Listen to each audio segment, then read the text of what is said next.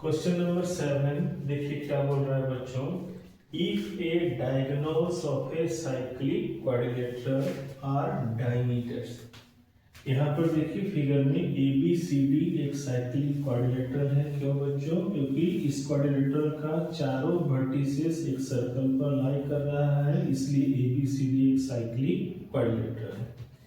इसमें दो डायगोनल्स है ए सी और बी डी, और दोनों ही AC और BD जो डायगोनल्स है वो क्या दिया हुआ है बच्चों? डायमीटर, यानी कि वो सेंटर से तो जरूर पास करेगा, क्योंकि डायमीटर सबसे लॉन्गेस्ट कोड होता है और ऐसा कोड है जो कि सेंटर से पास करता है। तो आपको क्या प्रूव करना है कि ABCD एक रेक्टेंगल होगा। ABCD एक रेक्टेंगल होगा। तो रेक्टेंगल होने के लिए आप तो पढ़ते आए हैं बच्चों क्या कि इसका ऑपोजिट साइड्स इक्वल होगा, ऑपोजिट साइड्स इक्वल होगा और चारों एंगल क्या होगा? 90 डिग्री का। चलिए लिखते हैं। गिवन में क्या है? गिवन में है ABCD quadrilateral ABCD be a cyclic quadrilateral. ABCD quadrilateral क्या है? एक साइक्लिक क्वाड्रिलेटरल है। in which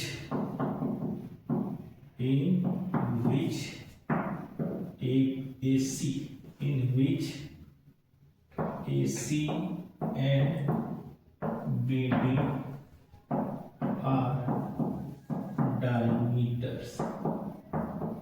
ध्यान देंगे ABCD एक साइक्लिक क्वाड्रिलेटरल है जिसमें AC और BD दोनों क्या है? डायमीटर्स है। और डायमीटर्स तो है लेकिन ये क्या है? एक्चुअली में डायगोनल्स है। डायगोनल्स है। तो आपको प्रूव क्या करना है? To prove quadrilateral ABCD is a rectangle. ABCD क्या है? रेक्टेंगल। इसके लिए हम लोग को क्या प्रूव करना होगा? Angle A equal to angle B equal to angle C equal to angle D equal to क्या है? 90 डिग्री। और दूसरा हम लोग को प्रूव करना है इसका opposite sides AB equal to DC and DA equal to CB। DA equal to CB। ध्यान देंगे बच्चों, यहाँ तक क्या है? ABCD एक साइक्लिक क्वाड्रिलेटरल है जिसमें AC और BD जो कि डायगोनल्स है लेकिन किस फॉर्म में है बच्चों? डायमीटर्स के फॉर्म में, यानी कि वो सेंटर से पास करेंगे। तो आपको प्रूव करना है कि क्वाड्रिलेटरल ABCD एक रेक्टेंगल है, यानी कि रेक्टेंगल होने के लिए क्या है? चारों साइड्स चारों जो एंगल्स है उनका वैल्यू कितना होगा? 90 डिग्री। और ऑपोजिट साइड्स जो होंगे यानी कि AB BC के इक्वल होगा और DA CB के इक्वल होगा। ये आपको प्रूव करना है। तो चलिए इसको एक एक करके हम लोग प्रूव करते हैं। चलिए इसको प्रूव करते हैं बच्चों। तो चलिए पहले चारों एंगल को क्या प्रूव करते हैं? 90 डिग्री। तो ध्यान दीजिए बच्चों, यहाँ पर AC और BD जो डायगोनल्स है वो मेरा डायमीटर का काम कर रहा है। तो डायमीटर के लिए हम लोग लगा सकते हैं क्या? चलिए प्रूफ लिखते हैं। फ्रॉम सेमी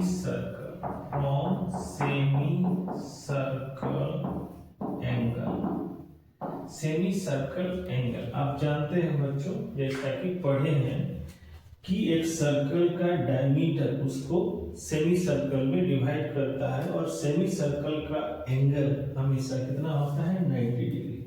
तो अगर AC मेरा डायमीटर है बच्चों, तो एंगल B सेमी सर्कल से एंगल B भी क्या होगा? 90 डिग्री। और एंगल D भी क्या होगा? 90 degree. Angle B equal to 90 degree, angle D equal to 90 degree, angle A equal to 90 degree और angle C equal to 90 degree. यानी कि पहला तो प्रूव्ड हो गया क्या? So angle A equal to angle B equal to angle C equal to angle D equal to 90 degree.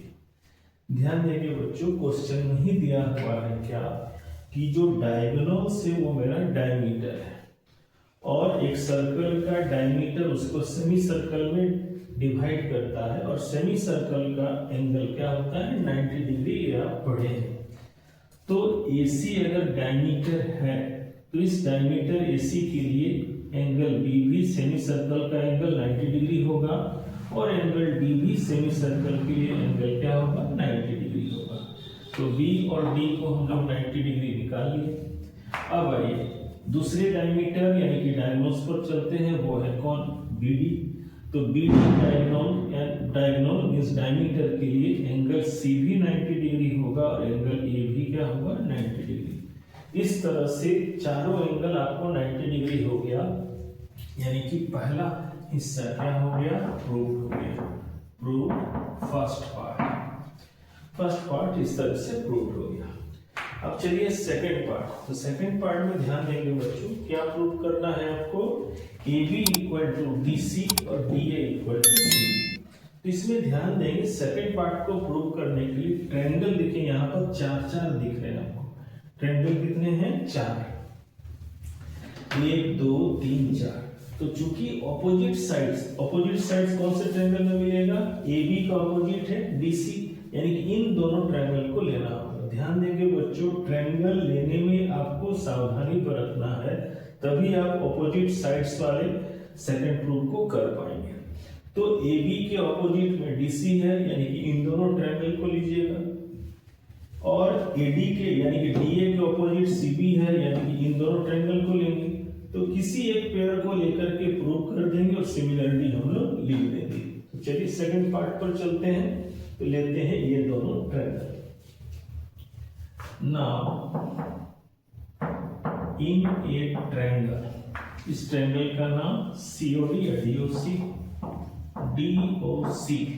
And नीचे वाला ट्रायंगल का नाम है एंगल AOB। इन दोनों ट्रायंगल में देखिए बच्चों क्या क्या है। पहला AO इक्वल टू क्या होगा OC। AO equal to OC, क्यों, रेडियाई है, रेडियस है। उसी तरह से OB इक्वल टू क्या होगा OD। OB equal to OD, ये भी क्या है, रेडियाई है। आइए ये दोनों एंगल वर्टिकल ऑपोजिट एंगल से ये दोनों एंगल भी क्या होंगे इक्वल। तो angle COD equal to angle AOB कहां से आया, वर्टिकल ऑपोजिट एंगल से। तो दोनों ट्रायंगल में देखिए दो साइड्स और उसके बीच का एंगल इक्वल है। दो साइड और उसके बीच का एंगल क्या है, इक्वल है दोनों ट्रायंगल में। तो ये दोनों क्या होंगे, कॉन्ग्रुएंस होंगे। So triangle DOC congruent triangle AOB कौन से क्राइटेरिया से बच्चों, SAS रूल से।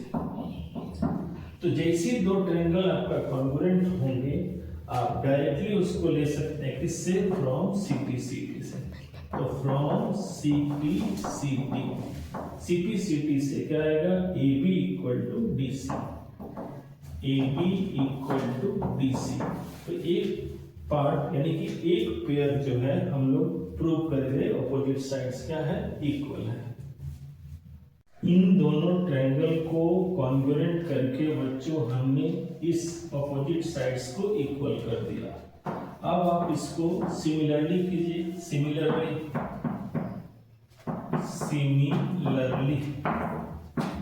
Triangle AOD congruent triangle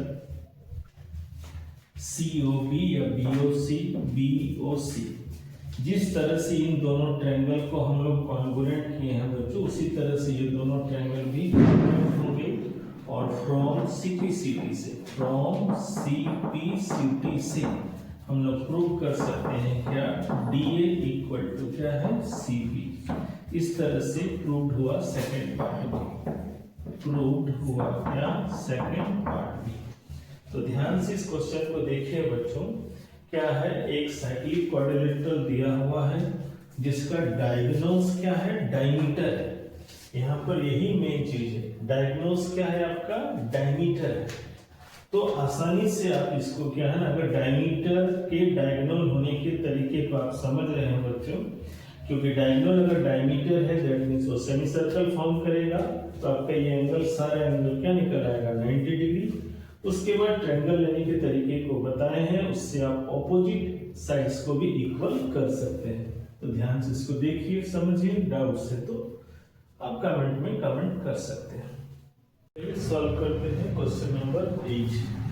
question number 8 क्या बोल रहा है, if the non parallel sides of a trapezium are equal prove that it is cyclic.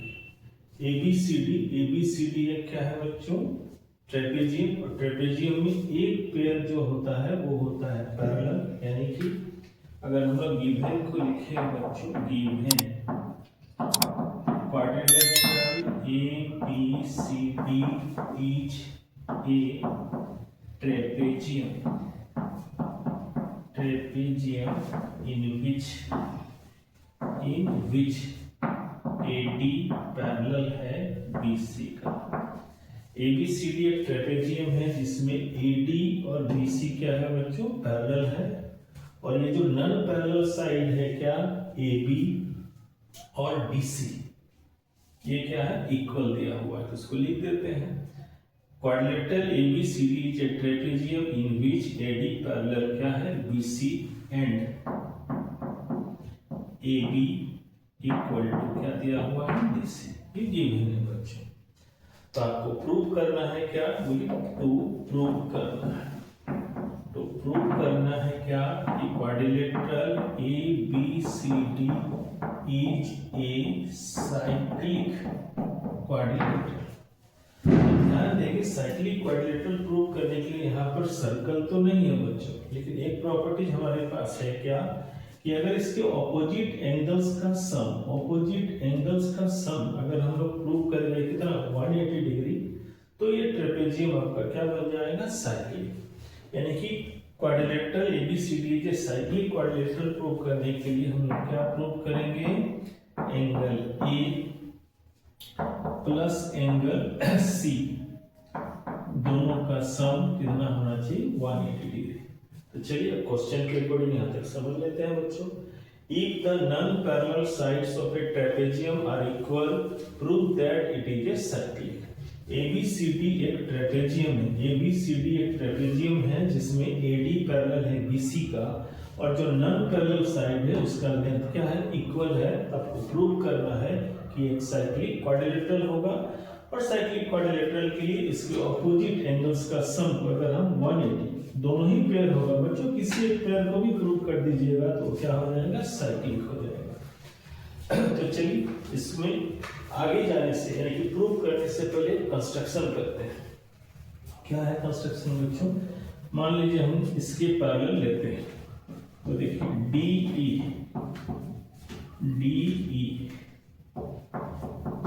Draw लिखते हैं क्या, ड्रॉ कंस्ट्रक्शन में क्या कर रहे हैं बच्चों, ध्यान दीजिए, DE या ड्रॉ लिखते हैं, draw DE parallel to AB, draw DE parallel to AB such that ऐसा ड्रॉ किए हैं कि AB इक्वल टू क्या है D, AB इक्वल टू क्या है DE। ध्यान दीजिएगा कंस्ट्रक्शन में DE पैरेलल ड्रॉ किया हमने AB को, और ऐसा ड्रॉ किया है कि AB इक्वल टू क्या है D, AB इक्वल टू क्या है DE। चलिए अब चलते हैं प्रूफ की ओर। चलिए प्रूव करते हैं बच्चों। तो चलिए सबसे पहले देखिए, ये ले रहे हैं triangle DEC, triangle DEC, in a triangle DEC, DE equal to क्या है DC। इस ट्रायंगल में ऑपोजिट क्या है, साइड्स इक्वल है, तो उसका ऑपोजिट एंगल्स भी क्या होगा, इक्वल होगा। इस ट्रायंगल में ऑपोजिट साइड्स इक्वल है बच्चों, तो आप प्रॉपर्टीज से जानते हैं क्या, या आइसोसेलेस ट्रायंगल के प्रॉपर्टीज से उसका ऑपोजिट एंगल्स भी इक्वल होगा। तो चलिए सुविधा के लिए एंगल को हम लोग क्या करते हैं, नंबरिंग कर देते हैं। ये 1 ले रहे हैं 2 और इसको ले लिए क्या 3, ये वाला एंगल को ले लिए 3। तो यहां से क्या मिलेगा, सो एंगल 1 इक्वल टू क्या मिलेगा, एंगल 2। किसी ट्रायंगल में ऑपोजिट साइड्स जब इक्वल होता है तो इसका ऑपोजिट एंगल्स भी इक्वल होता है, ये हमको प्रॉपर्टीज से मिल गया। चलिए अब चलते हैं लीनियर पेयर प्रॉपर्टीज में। लीनियर पेयर प्रॉपर्टीज से इसको इक्वेशन 1 दे देते हैं बच्चों। अब चलते हैं क्या, from linear pair properties, linear pair property. Linear pair properties देखिए ध्यान दीजिए। तो लीनियर पेयर प्रॉपर्टी से क्या होगा, एंगल 2 और एंगल 3 मिलकर के कितना आएगा, 180 degree. Angle 2 plus angle 3 equal to कितना है, 180 degree. Equation number 2, angle 2 plus angle 3 equal to 180। आप पढ़े हैं कि किसी भी लाइन पर अगर कोई रे इंसिडेंट करता है तो ये दोनों एडजेसेंट एंगल का सम कितना होता है, 180। किसी भी लाइन पर कोई भी रे इंसिडेंट करता है तो ये दोनों एंगल का सम कितना होता है, 180 डिग्री। किससे, लीनियर पेयर प्रॉपर्टी, जो कि आप 6-7 क्लास से पढ़ते आ रहे हो बच्चों। चलिए यहां तक 2 इक्वेशन तक मिल गया। अब चलते हैं यहां, ध्यान दीजिए। In a quadrilateral, in a quadrilateral ABED, ध्यान देंगे बच्चों। ये जो क्वाड्रिलेटरल आपको दिख रहा है इसमें देखिए AD, AD पैरेलल है किसका, BC का। AD पैरेलल है BC का, तो AD पैरेलल होगा किसका, B का। अगर ये AD पूरे लाइन BC का पैरेलल है बच्चों, तो ये AD इस छोटे पार्ट का भी क्या होगा, पैरेलल होगा। और कंस्ट्रक्शन से हम लोग के पास क्या है, बोलिए D, यानी कि AB पैरेलल है, AB पैरेलल है किसका, D का। AB पैरेलल है D का। ध्यान देंगे इस छोटे से क्वाड्रिलेटरल में ABED में AB पैरेलल है BC का ट्रेपेजियम के अकॉर्डिंग में, AD पैरेलल है किसका, B का। देखिए अगर ये BC के पैरेलल है तो वो BE के भी पैरेलल होगा। ये कहां से मिल रहा है, ट्रेपेजियम, ट्रेपेजियम वाले प्रॉपर्टी से। और इसको हम लोग कहां से पाए हैं बच्चों, कंस्ट्रक्शन से, कंस्ट्रक्शन से। और क्या है, AB इक्वल टू क्या है, DE, AB equal to DE, AB equal to DE। देखिए ये कंस्ट्रक्शन में हम लोग लिए थे। तो ध्यान दीजिए बच्चों, ऑपोजिट साइड्स पैरेलल है, ऑपोजिट साइड्स पैरेलल भी है और एक पेयर आपका इक्वल है, तो क्या होगा बोलिए, so quadrilateral ABED is a parallelogram. क्या होगा, पैरेललोग्राम, यानी कि ABED क्या हो गया, एक पैरेललोग्राम।